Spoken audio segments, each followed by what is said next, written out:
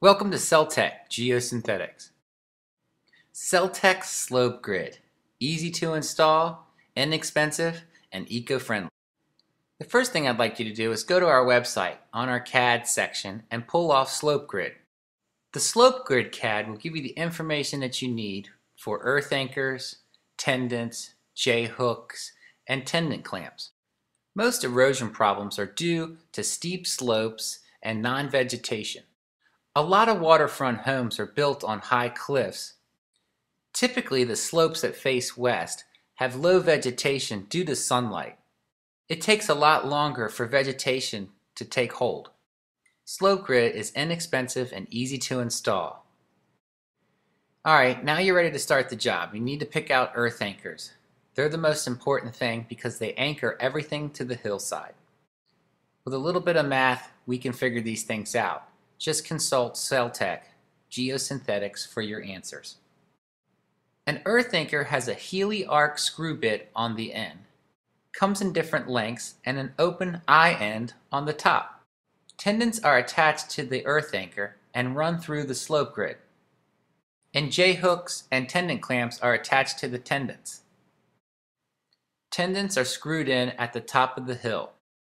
You will screw in 4 per grid, which is approximately 2.5 to 3 feet apart. Now you need to pre-drill your holes through your slope grid for the tendon. You can find the layout on the CADs. We're going to use geotextile fabrics on this job. Sometimes they're needed and sometimes they're not. This job in the spring has water coming right out of the hillside. The geotextile will prevent undermining. Most slope grid jobs do not require this, because the object is for the root system to grow into the side of the hill. We're also going to want to pin this down, so when we apply the slope grid, it doesn't slide down the hill. Connecting the grid is important. We use quick clips on most cases because they do not rot. What we're going to do is line the slope grid holes up, use a quick clip, connect them together. You can do this process on the ground or after it's stretched out over the slope. If you use a staple gun, you need to use stainless steel staples. Most cases with slope grid, you'll need a pneumatic staple. This is an air-driven tool. It works with slope grids 4 and 6 inch cell depths. You can use a handheld stapler for the 4-inch as well. Make sure all your holes are pre-drilled, and now you're ready to run your tendons through the pre-drilled holes. What you do is pull them out of the end of the slope grid, and you're ready to use a tendon clamp. You're going to loop the tendon and use the tendon clamp to squeeze the tendons together to make a continuous loop. Install all your tendons and all the pre-drilled holes before expanding them.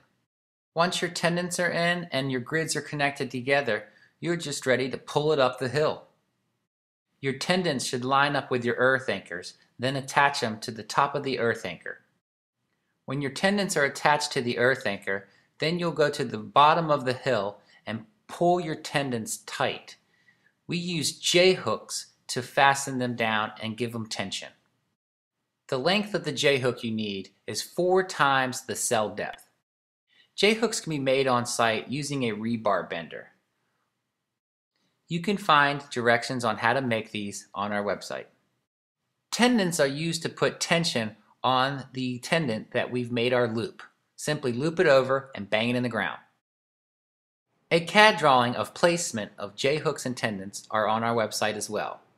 Placement of these items are very important. They need to be placed evenly throughout. And they can be placed over the tendon to give it extra tension. Once slope grid is all anchored properly, you are now ready for infill. Once infill with all material, you're going to cover it with a good erosion control blanket. After you've pinned that properly, you are now ready to plan it. This job, we used Liriope plugs. They were the best selection due to the shallow root system we were trying to achieve. And thank you again for your interest in slope grid.